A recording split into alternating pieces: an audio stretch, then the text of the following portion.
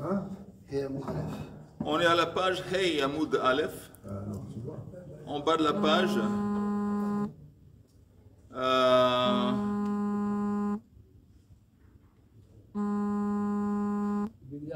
Vers la moitié, vers la fin de la moitié. Non, je pense qu'on est arrivé à l'avant-dernière ligne.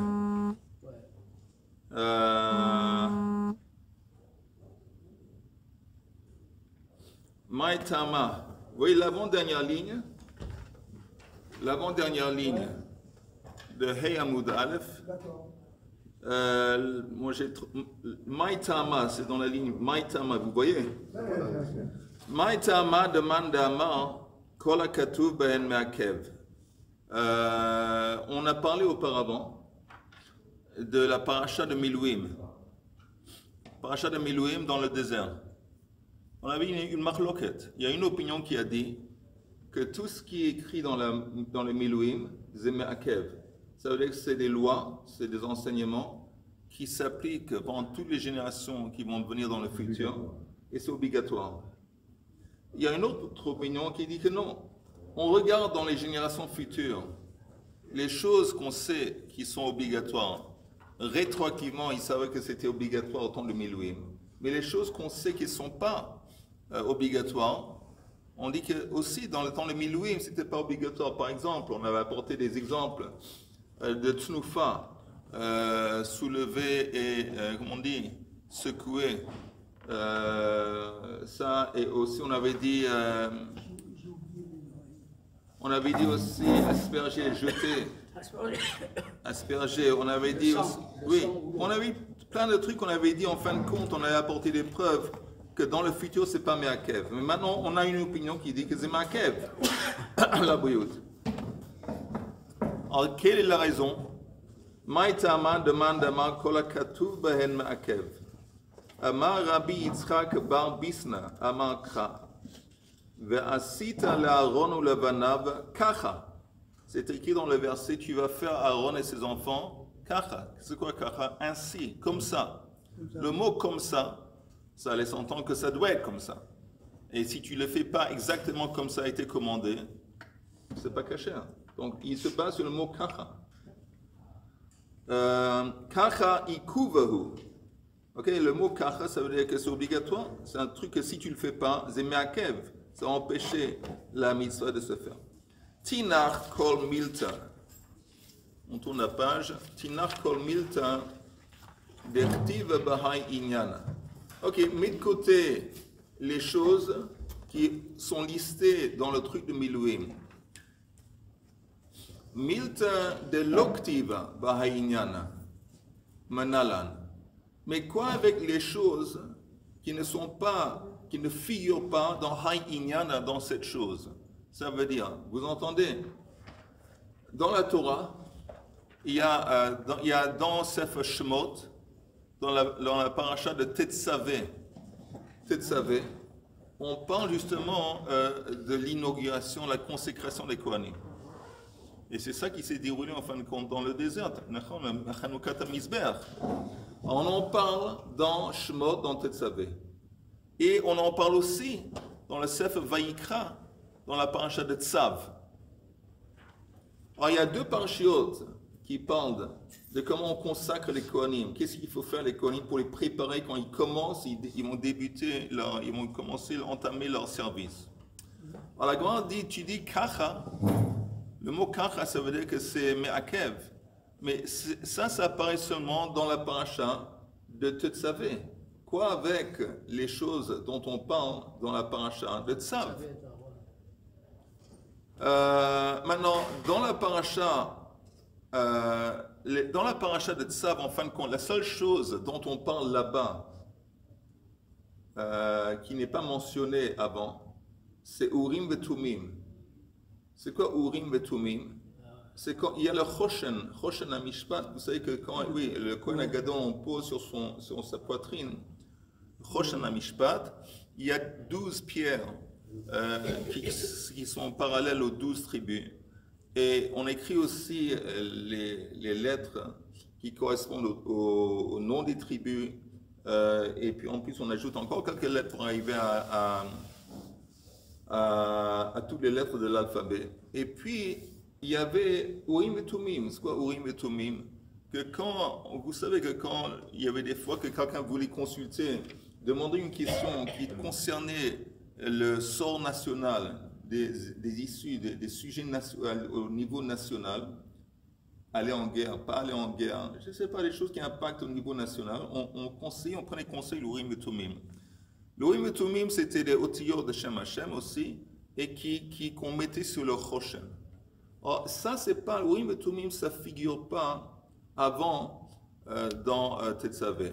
Alors, la Gemara dit, regardez la première ligne, c'est bien, Milta dechtiv Bahai Inyana, quand on parle des choses qui sont mentionnées dans la paracha de la consécration des Kohanim. Milta de l'oktiv Bahai Inyana Manalan, d'où est-ce qu'on sait que ça aussi c'est Meakev, Amar Rab Nachman Bar Yitzchak Yalif, Petach, Petach. On fait une Gzera Shava qui relie les deux parshiot et qui est basée sur le mot Petach. Petach ou El Moed, par exemple. Alors, le mot Petach, ça va servir en tant que le mot de rapport et qui dit de la même façon que tout est Meakev là-bas, alors tout est Meakev là-bas aussi, même le Urim Betumim. Rav Mesharshia Amar, non, avant Rav Mesharshia, regardons un Rashi.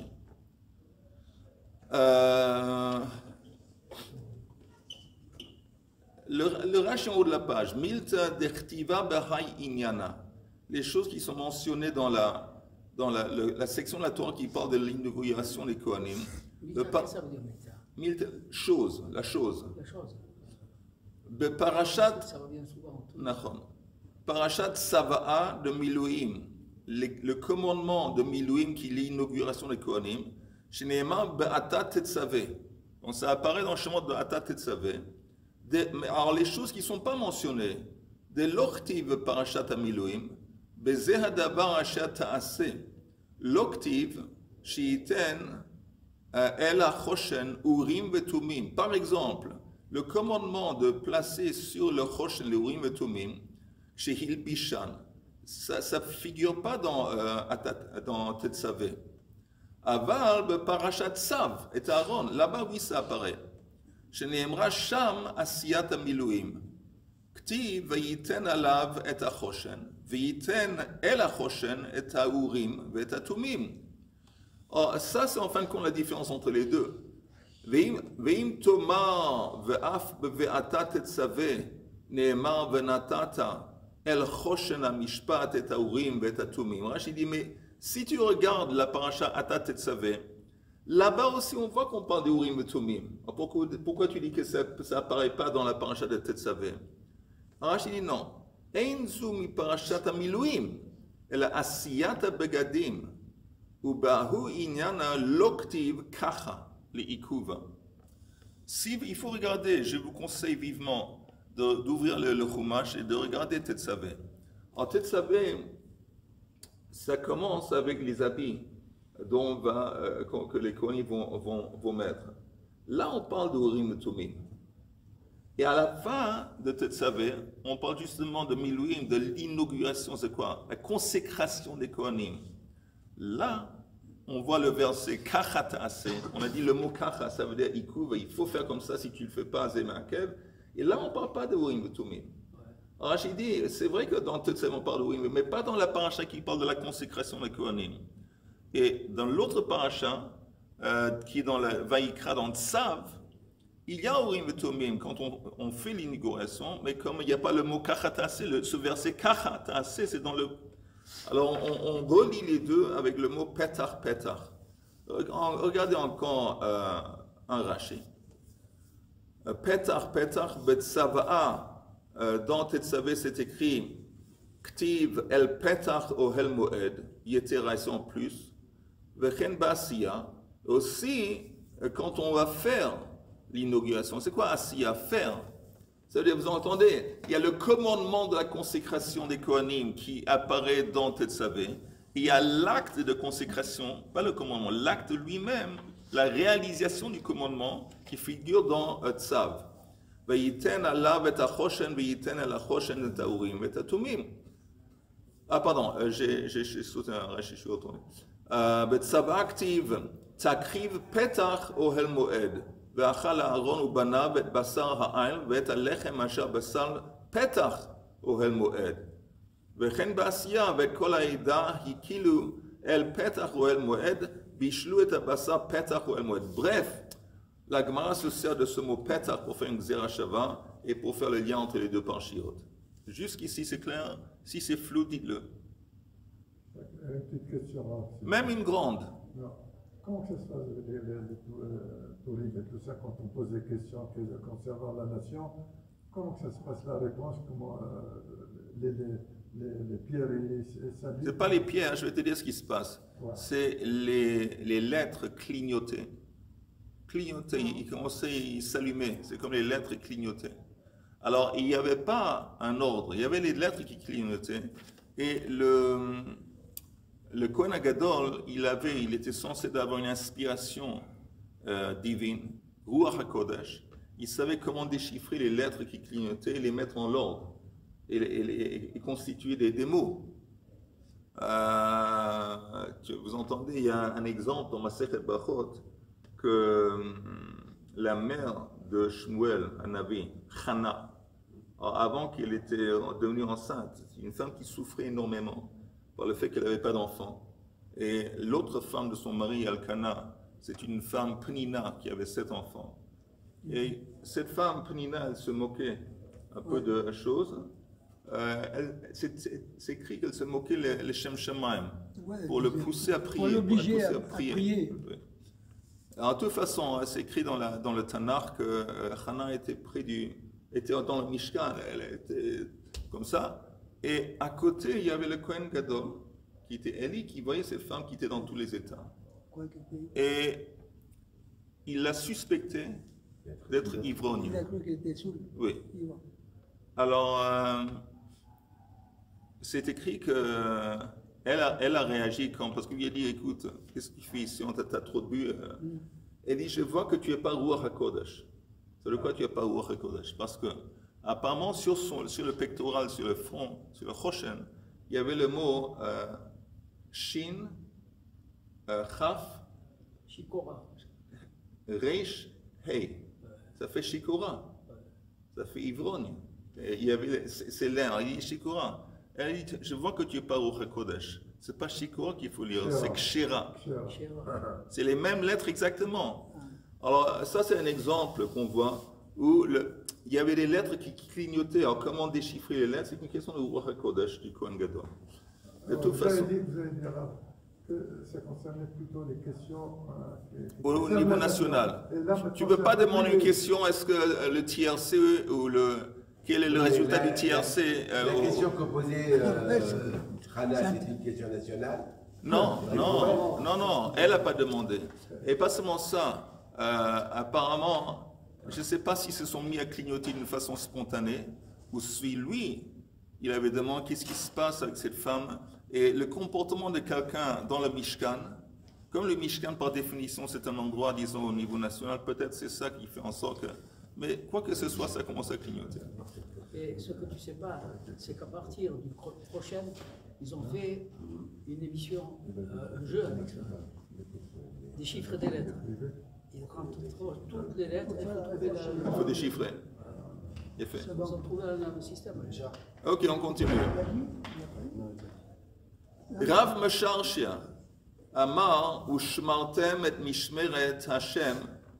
Il dit que cette phrase dans la Torah, où Shmartem et Mishmeret, cette répétition de ce mot Shmartem Mishmeret, ça veut dire quoi? Ikuv. Là aussi, ça démontre que tous les actes qui se sont déroulés c'est Me'akev. Rav Ashi Amar, Kichen Tziveiti, ou Tzuveiti, Ikuv. Parce que quand c'est écrit, c'est ainsi que j'ai été commandé, ces mots selon cette opinion, encore une fois, c'est une expression du fait que ainsi il faut faire, comme ça il faut faire et pas autrement. Si tu fais pas ainsi, c'est pas caché. La brioute. On a oublié, pour ce banc, il paraît qu'il a un problème, il va subir une opération, c'est aujourd'hui. Ah, c'est qui ce banc? Richard. Ah, Richard, ben, quel genre On va d'opération? lui mettre un stent au corps. Alors, ce shiur est dédié les Refoua Shlema Omira de Richard Seban. Ouais, Richard Seban. La fille. Non, c'est lui, il est hospitalisé, ma De téléphone. Richard Seban, celui Oui. que l'opération va bien se passer. Aussi, Refoua Shlema Omira de Ishaï Eliyahu Ben Ronit. Amen. Tanu Rabbanan, qui règne. Alors maintenant, la Torah apporte Pourquoi il y a marqué Siviti Akuva Akara? le mot Kichen Siveiti. Kichen Siviti. Stop, il faut mettre une virgule. Il y a une citation Kichen Siveiti. On dit que cette expression Kichen Siveiti, c'est Ikuva. C'est une expression de Ikuv. C'est Makev. Ah, Marakev. Oui, le mot Siviti, ça veut dire que faut faire comme ça. Oui, mais il y a une répétition là. Si c'est Viti, c'est sûr que c'est Marakev. C'est pas sûr, mais lui, il dit Kichen Siveiti, ça veut dire Ikuva, c'est Ça, je Makev. pose la question parce qu'il y a une répétition là. Siviti, c'est sûr que c'est. C'est pas sûr, apparemment, c'est pas sûr. Mais lui, il dit que tu comprennes le mot Siveiti, c'est Ikuva. Dans le Rabbanan, c'est écrit à plusieurs reprises, d'une façon un peu différente. Kichen Tsuveiti, Ka'asher Tsiviti, Ka'asher Tsiva Hashem. Alors pourquoi toutes ces répétitions? Alors, et encore une fois, c'est dans le contexte de l'inauguration du Mishkan dans le désert. Alors, on explique, Besha'at, pardon,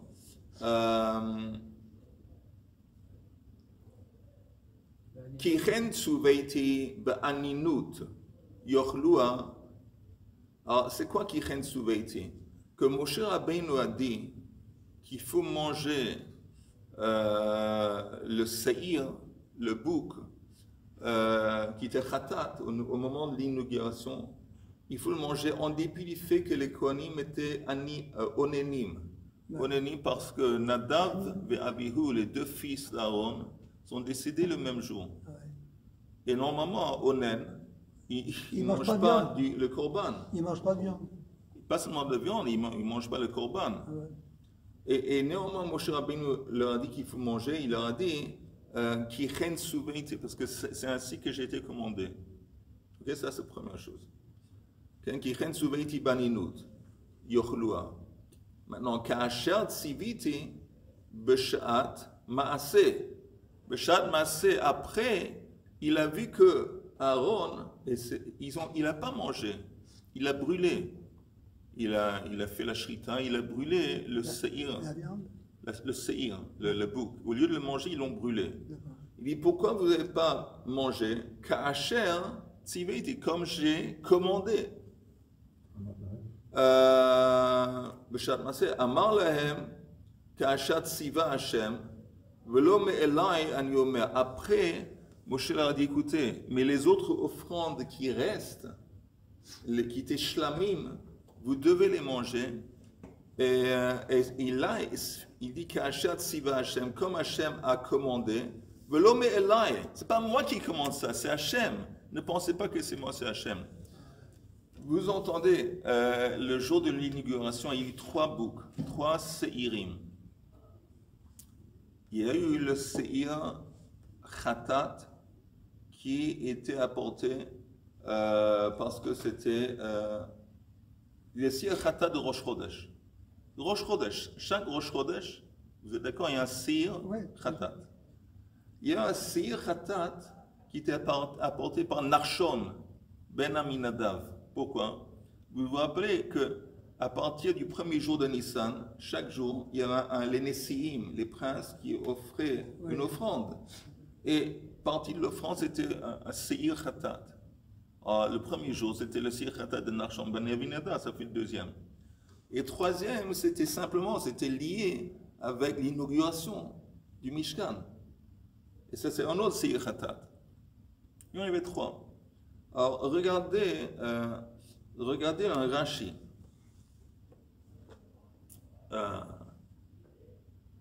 Le Rashi qui est plus en bas, qui écrit Ka'asher.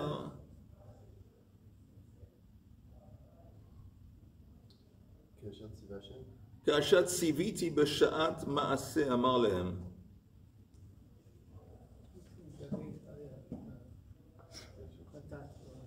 Vous savez quoi? Le prochain Rashi. Kashat Siva Hashem velo me'elai ani omer. Vous voyez? C'est plus en bas dans le Rashi. Kashat Siva Hashem velo me'elai ani omer. Ayu somchim al pi hadibur ve'achlu oto onanin velo ta'asu ka'asher asitem bechatat. Moshe est en train de dire qu'il faut manger les shlamim et l'autre ne faites pas de la même façon que vous avez fait le khatat que vous avez brûlé au lieu de manger.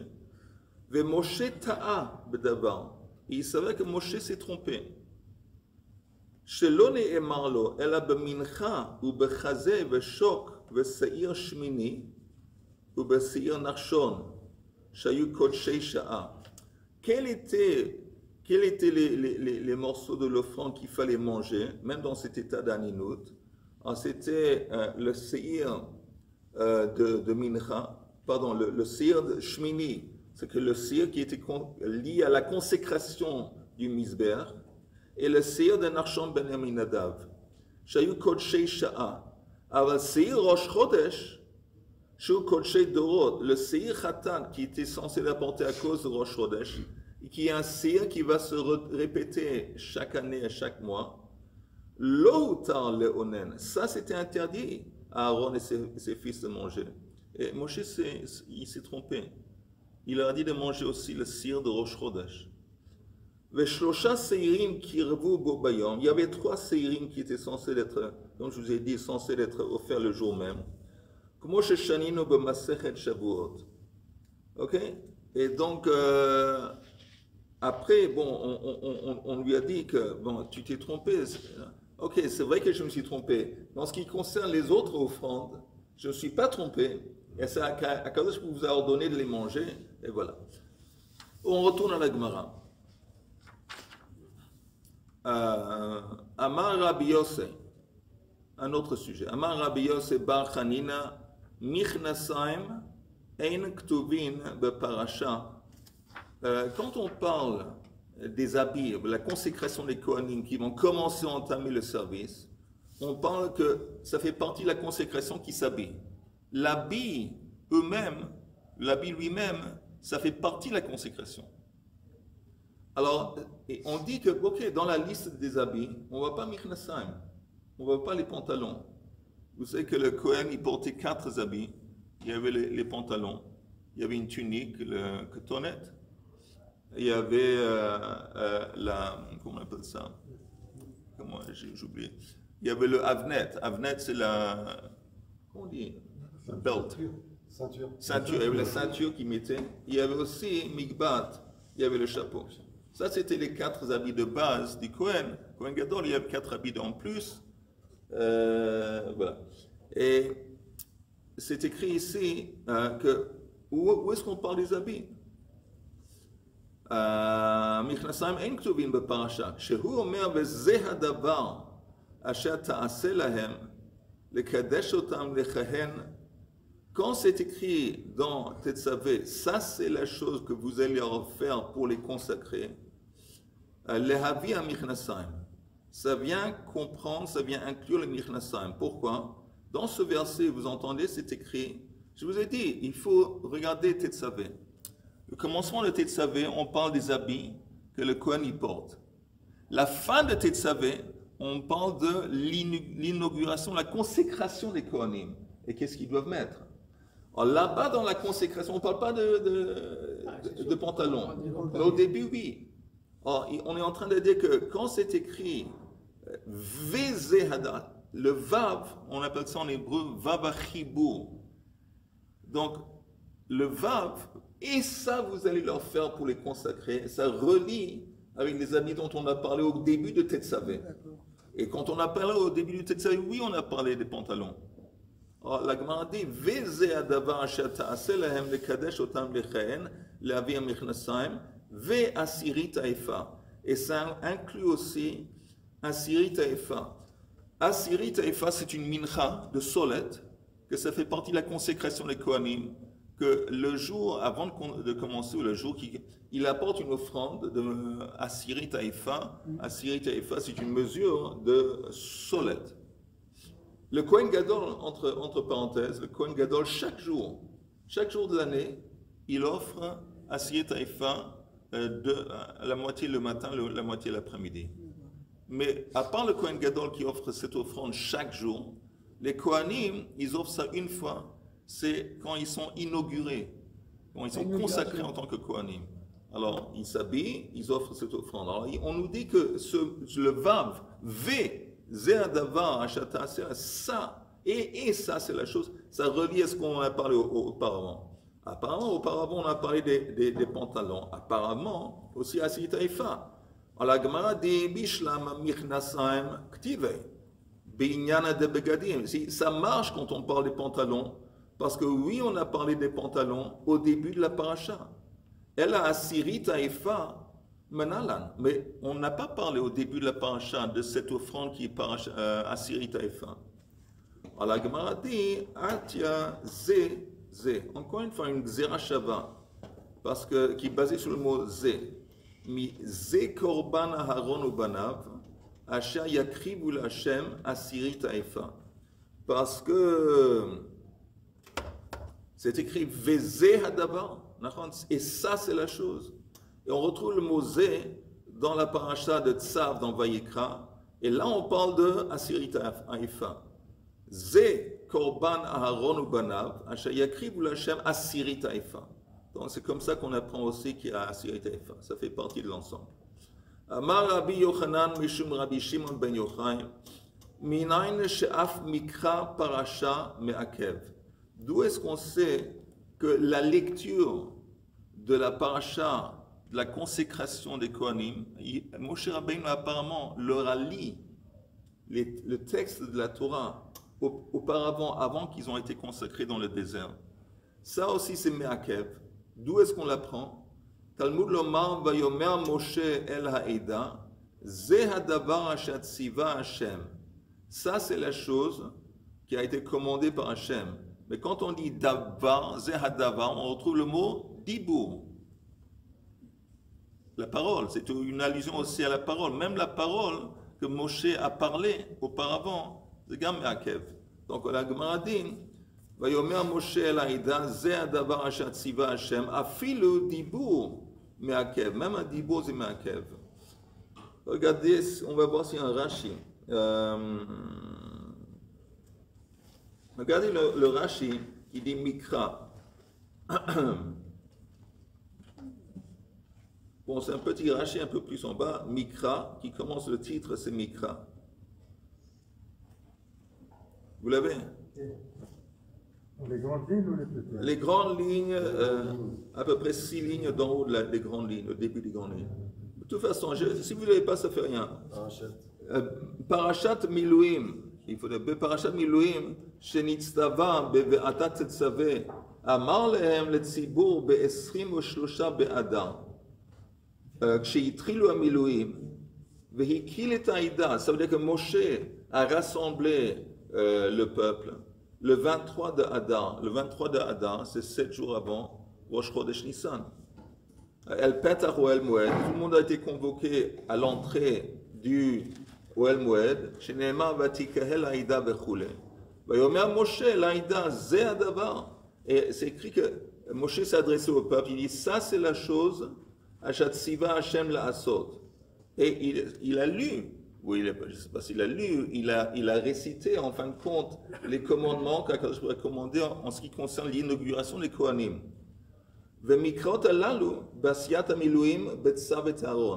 Et ça fait partie, ce texte que Moshe a annoncé au peuple, ça fait partie de l'inauguration des Kohanim qu'on retrouve dans Vayikra Tzav et Aaron. Ok? Donc ça aussi c'est Me'akev. Ok. On continue.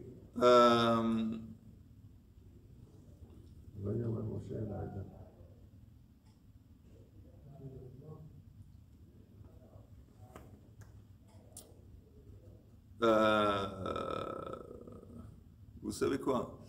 Je vais vous dire un mot sur la paracha. Ça vous va? Très bien. Un petit mot sur la paracha.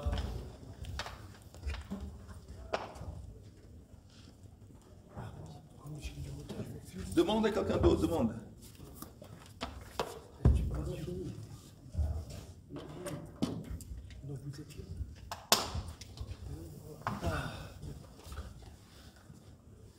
D'abord, il y a plein de rachis fulgurants dans la paracha. Et c'est pour ça que Rashi, souvent, chaque mot d'un Rashi dans le Chumash, sur son pirouche dans le Chumash, c'est bien examiné. Par exemple, quand c'est écrit au Chumash au début de Balak,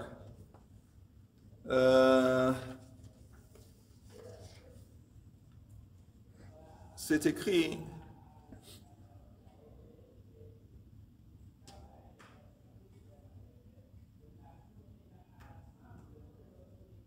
Moab, il était Melech le Moab ba'et ahi. C'était le roi de Moab à cette époque. Pourquoi la Torah précise à cette époque? Parce qu'il n'était pas roi avant. Alors, Rashi dit, Ils sont venus chercher. exactement, ils sont venus le chercher. Ba'et ahi, lo haya ra'ui le malchut. Il n'était pas en fin de compte un candidat naturel pour la royauté. Ce n'était pas celui qui était censé être roi. Il n'habitait pas là, je crois. D'accord. Mais Nessichim, il dit en fin de compte, il n'était pas de la nation de Moab. Il est devenu le roi de Moab. C'était un des princes de Midian.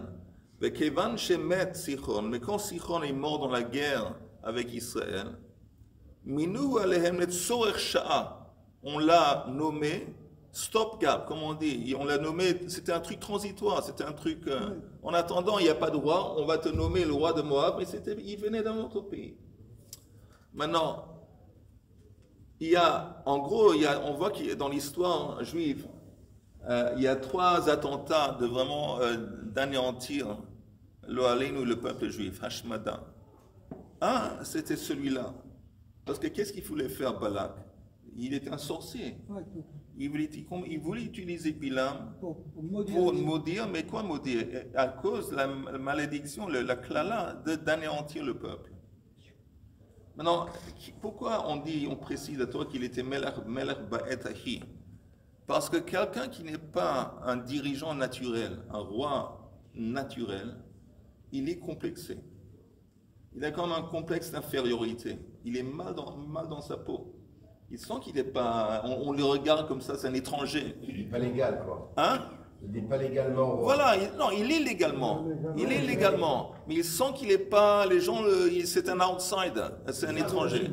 Il n'est pas Alors, diplomate. quelqu'un comme ça, d'abord, il y a 2 explications. D'abord, quand il regarde le peuple juif, nous, quand on dit Mamlechet Kohanim, Vegoy Kadosh, on est un Mamlechet.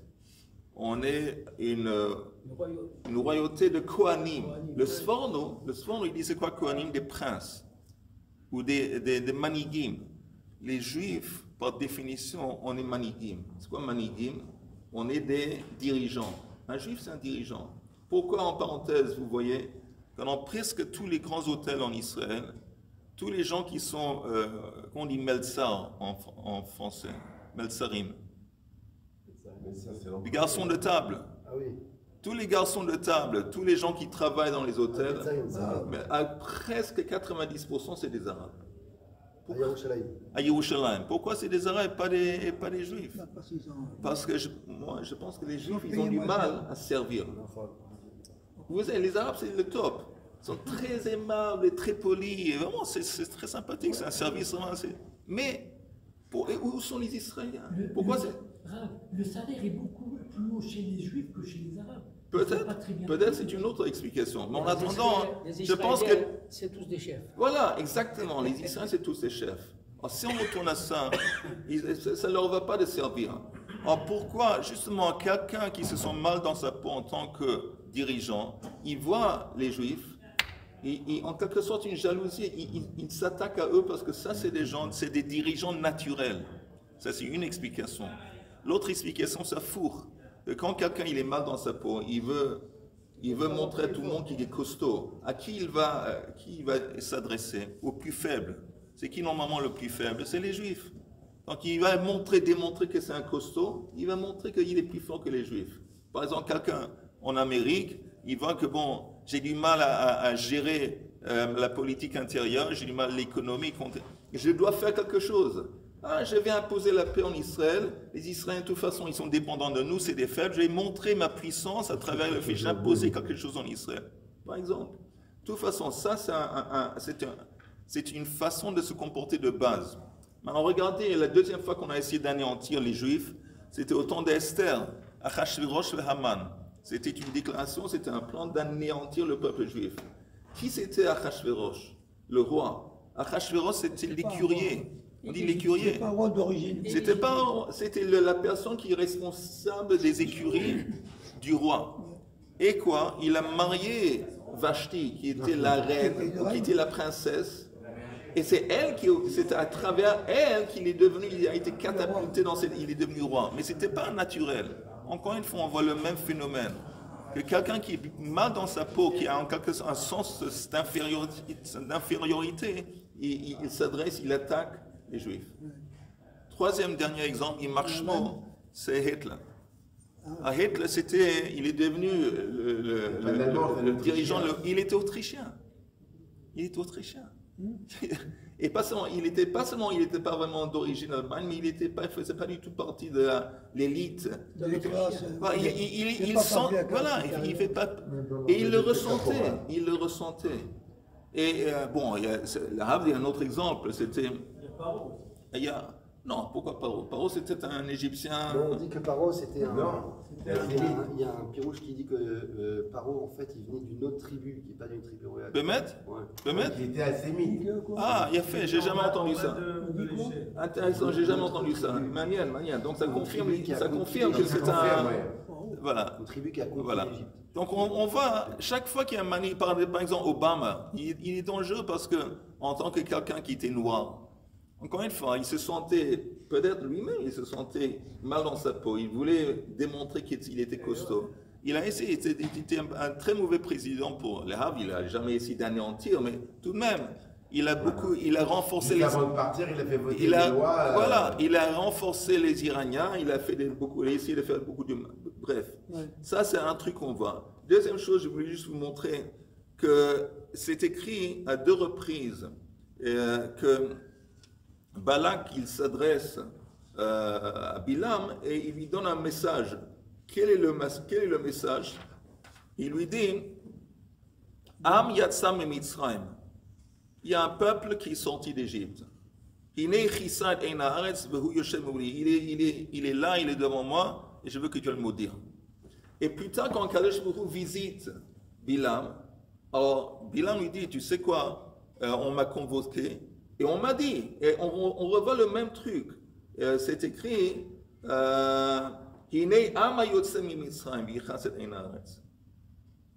c'est un peuple qui est sorti d'Égypte. Il y a 2 choses qui manquent dans cette phrase, dans cette expression. Il n'a pas dit Israël. Il y a un peuple. Et il n'a pas dit comment ils sont sortis d'Égypte. Ils sont un peuple qui est sorti. Pourquoi?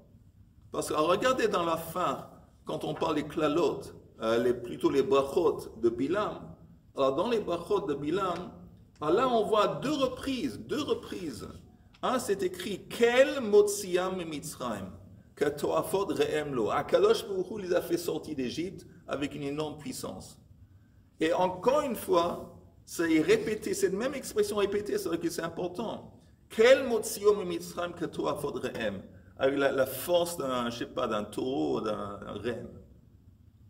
Et Rashi le dit, pas comme toi tu dis qu'ils sont sortis d'Égypte. Ils ne sont pas sortis d'Égypte. Akadosh Baruch Hu les a fait sortir d'Égypte.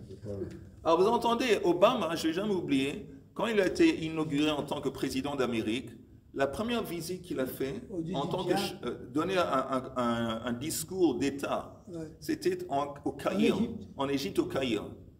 Au Caire, voilà. Et là, il a dit qu'il va aider la paix et tout ça. Il a dit, bon, les Juifs, après l'Holocauste, on leur a donné la terre d'Israël. C'est tout ce qu'il a dit. Il a fait le lien entre l'Holocauste et Israël.